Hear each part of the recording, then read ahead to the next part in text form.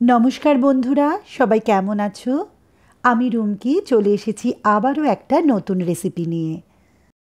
আমরা কিন্তু সবাই কম বেশি নুডলস খেতে ভালোবাসি, বিশেষ করে বাচ্চারা, বড়রাও খেতে ভালোবাসি।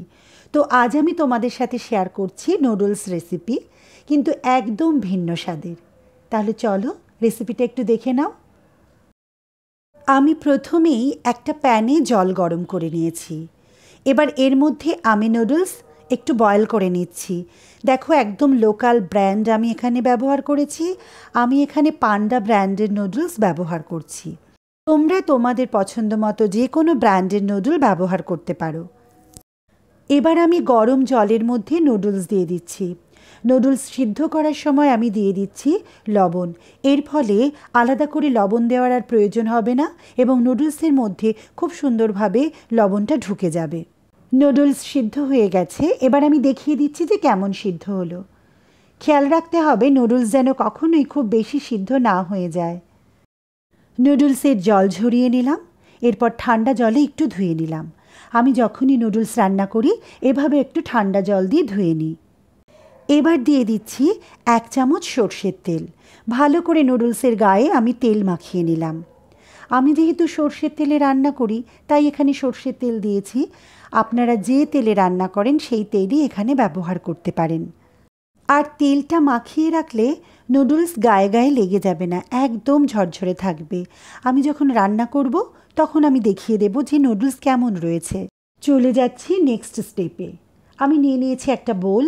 তাতে দিয়ে দিচ্ছি 2 চামচ টমেটো সস, 1 চামচ রেড চিলি সস, 1.5 চামচ সয়া সস এবং 1 চামচ ভিনিগার। সমস্ত উপকরণগুলি ভালো করে মিশিয়ে নিচ্ছি। যে সকল বন্ধুরা আমার পাশে থেকে সব সময় আমাকে সাপোর্ট করছো তাদের জন্য রইল অনেক অনেক ভালোবাসা। এবার একটা প্যান গরম করে তাতে দিয়ে দিলাম সর্ষের তেল। এখানে আমি 2 টেবিল স্পুন মতো সর্ষের তেল ব্যবহার করেছি। খুব বেশি তেল ব্যবহারের প্রয়োজন নেই। এবার তেল গরম হয়ে গেলে তাতে দিয়ে দিচ্ছি রসুন ফোড়ন। আমি এখানে 10 থেকে 12টা রসুন খুব ভালোভাবে কুচিয়ে নিয়েছিলাম। আর দিয়ে দিচ্ছি স্প্রিং অনিয়নের হোয়াইট পোর্শন।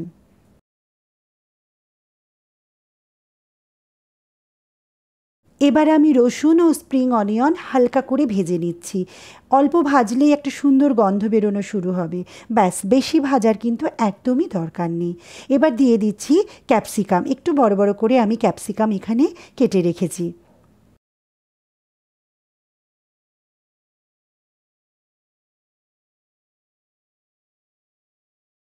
ক্যাপসিকাম দিয়েও আমি হালকা করে ভেজে নিলাম।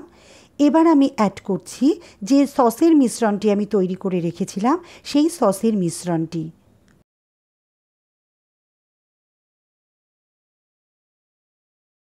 বাটিটা ধুয়ে খুব অল্প পরিমাণে জল আমি এখানে অ্যাড করলাম।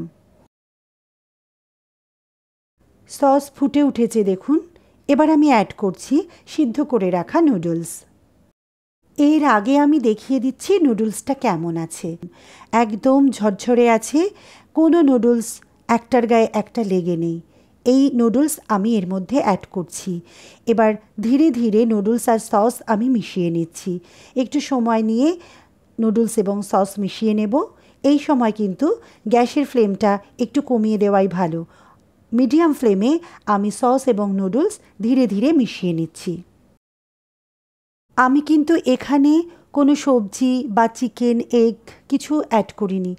আপনারা চাইলে আপনাদের পছন্দ মতো যে কোনো কিছু এখানে অ্যাড করে নিতে পারেন। আসলে গার্লিক আর স্প্রিং অনিয়নের ফ্লেভারটা এত সুন্দর আসে যে অন্য কিছুর খুব একটা প্রয়োজন হয় না।